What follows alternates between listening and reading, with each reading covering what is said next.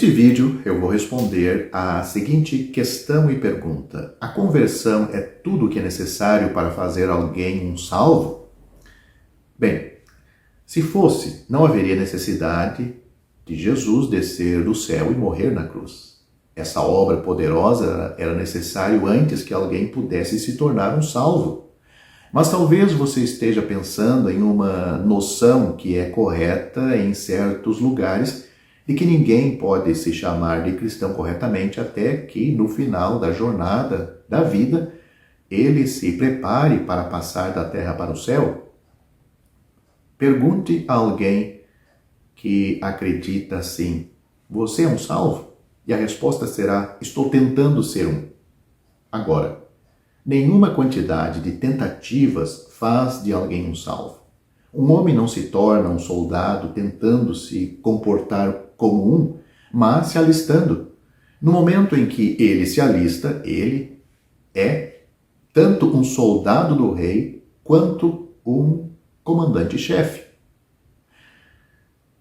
Um nunca pôs os pés em um campo de batalha e o outro pode ser o veterano de 100 lutas, mas ambos são soldados do rei. Havia 4 marcas mais notáveis nos convertidos em Tessalônica. Havia 4 marcas mais notáveis nos convertidos em Tessalônica e eu vou citar aqui. Você os encontrará lendo 1 Tessalonicenses capítulo 1, 2 versículos só, o 9 e o 10. Eu vou lhe ajudar citando, não vou ler os versículos, mas vou citar o que caracterizava esses crentes e caracteriza cada crente de todas as eras. Primeiro, eles se voltaram para Deus. Esta é a primeira marca de uma pessoa convertida. Em vez de temer a Deus, ela está em paz com Deus. Em vez de se esconder dele, de Deus, ele diz: tu és o meu esconderijo. O crente diz: tu és meu esconderijo. Em vez de considerar Deus como um severo capataz ou juiz severo, ele o conhece como seu pai amoroso. Segundo, eles se afastaram dos ídolos. Qualquer coisa que possa usurpar o lugar de Deus na alma é um ídolo. Qualquer coisa do eu em que se baseia em uma esperança de bem-aventurança futura é um ídolo. Você está esperando o favor de Deus por causa de sua vida moral, ou de sua oração, ou dos seus votos? Então essas coisas são seus ídolos. Eles estão entre você e a bênção de Deus. Uma marca de uma pessoa convertida é que ela jogou aos ventos tudo aquilo em que anteriormente construiu suas esperanças. Seus próprios esforços e resoluções, tudo o que estava entre ela e Deus. Terceiro, eles estavam agora servindo ao Deus vivo e verdadeiro. Um homem não convertido serve a si mesmo e a Satanás. Um homem convertido procura servir a Deus em todos os detalhes de sua vida. Tudo sob o seu controle também se converte, por assim dizer. Se for um vendedor de tecidos, por exemplo, toma o cuidado de dar o tamanho e a cor certa àquele que ele está vendendo. Se for um vendedor de leite, cuida para que o leite seja leite e não leite e água. Tudo nele testemunha que ele agora é um servo de Deus. E quarto lugar, eles estavam esperando o Filho de Deus do céu. Popularmente, ou a popularidade, fama, sucesso, riqueza, não são objetos de ambição para o homem realmente convertido. Ele conhece Jesus como seu libertador da ira vindoura. E suas esperanças estão fixadas naquele mundo brilhante onde o Filho de Deus é o centro de tudo. Ele o procura, ou seja, o crente procura Cristo e deseja mais e mais ter a satisfação nele. Ele está satisfeito com ele. Ele encontra prazer em Cristo. Ele se reúne com outros irmãos também que têm um prazer nele. O Senhor Jesus Cristo mesmo disse: onde estiverem 2 ou 3 reunidos em meu nome, aí eu estou no meio deles. O apóstolo Pedro, falando aos religiosos da sua época, religiosos, mas não salvos, que fora de Cristo não há salvação. Note o que ele disse. E em nenhum outro há salvação, porque também debaixo do céu nenhum outro nome há dado entre os homens, pelo qual devamos ser salvos. Isso está registrado em Atos capítulo 4, versículo 12. É somente sobre esta base e nenhuma outra que você pode ser salvo. Se você deve ser salvo, então o pesado fardo dos seus pecados precisa ser removido. Se o pesado fardo precisa ser removido, a pena pelo pecado precisa ser aplicada em alguém. Se a pena pelo pecado precisa ser aplicada em alguém, então Jesus precisava morrer, pois a pena para o pecado é a morte. Você não poderia suportá-lo sem perecer miseravelmente. Assim disse o apóstolo João, pelo seu nome vos são perdoados os pecados. 1 João capítulo 2, versículo 12. Não pelas obras que você possa praticar, nem pela sua moralidade, mas pelo nome de Jesus. A resposta não poderia ser mais simples.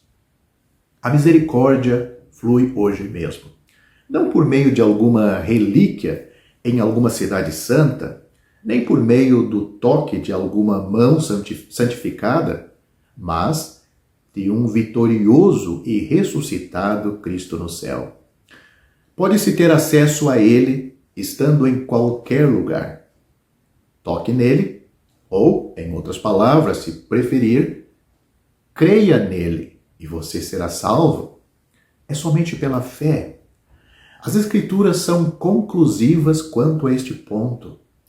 A salvação não é por meio das obras, nem por fé e obras combinadas, mas somente pela fé. Note o que as Escrituras diz sobre isso de uma maneira clara, transparente, que até uma criança pode entender. Porque pela graça sois salvos. Porque pela graça sois salvos por meio da fé. Isto não vem de vós, é dom de Deus.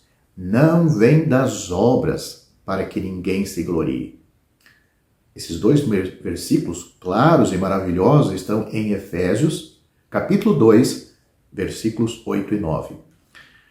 Mas preciso alertar que há ou existe multidões de pessoas que creem no que ouvem acerca de Cristo e do Evangelho, mas que nunca creram confiadamente no Senhor Jesus para a sua salvação. Talvez você diga admirado, o que quer dizer com isto? Não parece haver muita diferença? Pelo contrário, existe uma diferença da máxima importância. Suponhamos que eu esteja a passear com um amigo numa das ruas principais de alguma grande cidade.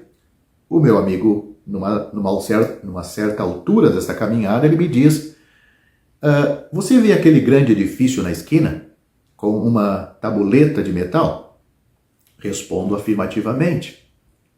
Ele diz novamente: bem, é ali que fica o maior especialista em doenças do coração. Vem doentes de todos os pontos do país para consultarem com ele. Os seus êxitos têm sido grandes e numerosos.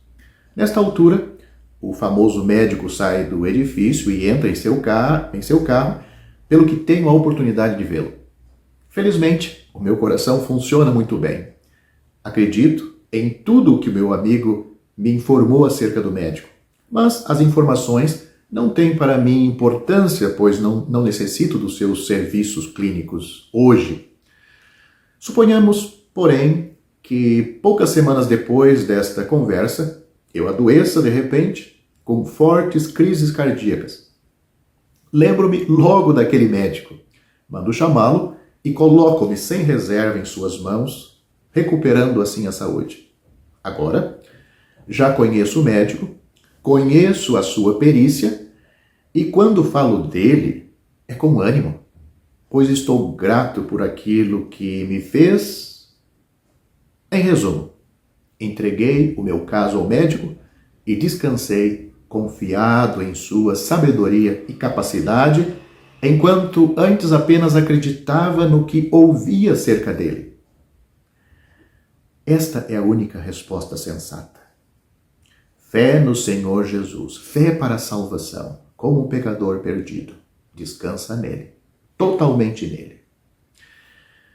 Mas cuidado para não perder sua alma eternamente só por causa desta pequena questão. O tempo. Ou quando? Note o que a Bíblia diz. Eis aqui agora o tempo aceitável. Eis aqui agora o dia da salvação. 2 Coríntios capítulo 6, versículo 2. Note, agora é o tempo aceitável. Agora é o dia da salvação. Vá ao Senhor Jesus pela fé. Portanto, se como pecador perdido aos olhos de Deus, você tiver crido de todo o coração, tiver aceitado o Senhor Jesus como tendo sofrido na cruz por todos os pecados cometidos por você e tendo ressuscitado para a sua justificação, então o Cristo na glória é aquele em quem você está agora firme e seguro. Você está nos ombros e nas mãos do bom pastor, e ele nunca o deixará de assim conduzir até que o tenha introduzido no lar celestial. Se assim verdadeiramente creu, você já foi feito membro do corpo de Cristo, a igreja verdadeira, ligado ao seu Senhor pelo Espírito Santo. E agora, a caminho do lar, ele se alegra em reunir os seus em torno de si, fora do arraial, ou seja, do sistema religioso, da cristandade dos nossos dias. Reunido em torno de si e ao seu nome exclusivamente, até que ele volte para levar-nos todos a este lar, para estarmos sempre com ele e sermos semelhantes a ele, por todo sempre, na glória, para o seu eterno louvor.